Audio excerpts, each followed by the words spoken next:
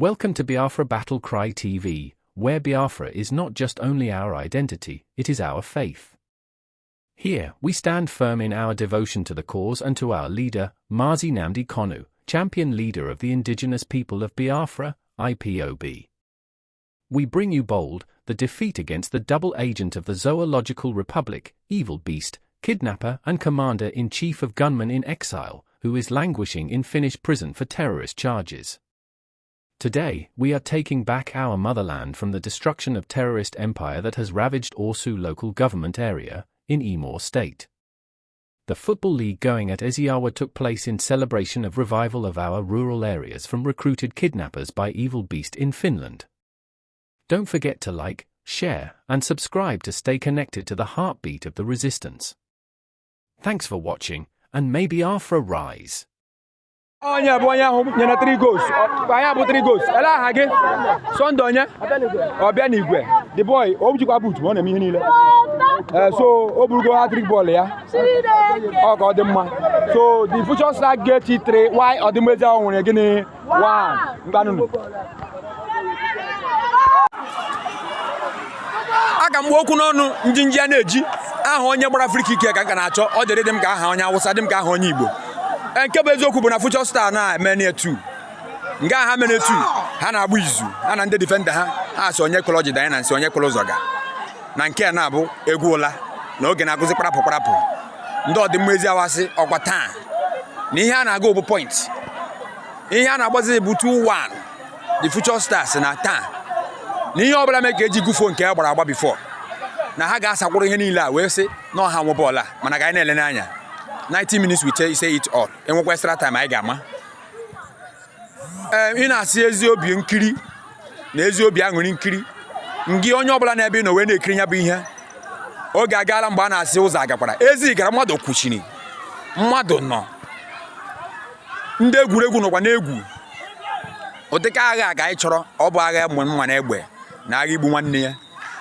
Na agha isu nwa mmadụ isu nwanne imi. Ọ bụ ụdịka anyị chọrọ. Ihe abụrụ agha nya dị mma mana nke mbụ aha bụ ihe anyị chọrọ egwuregwu asọmpi bọọlụ bụ ihe anyị chọrọ mana eziokwu ya mere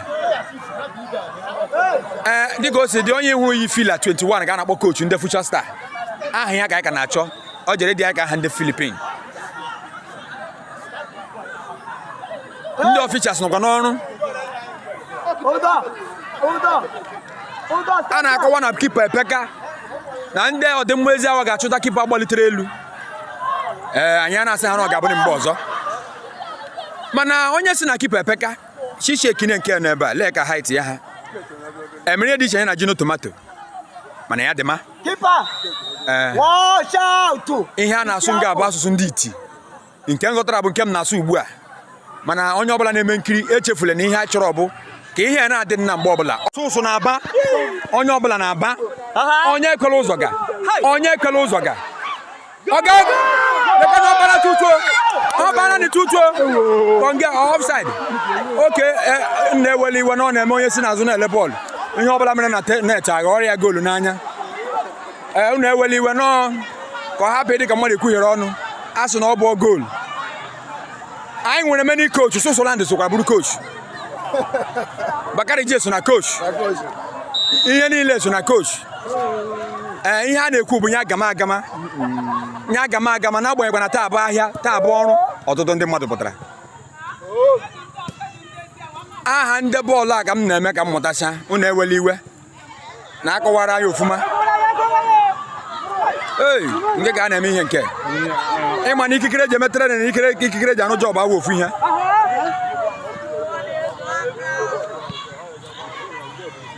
ọ wee bụrụ ya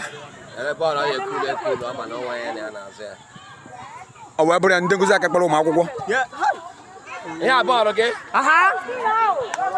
ọ na-abịa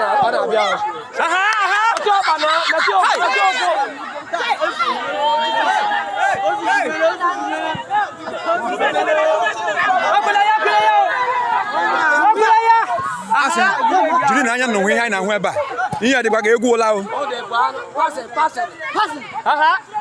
Hey!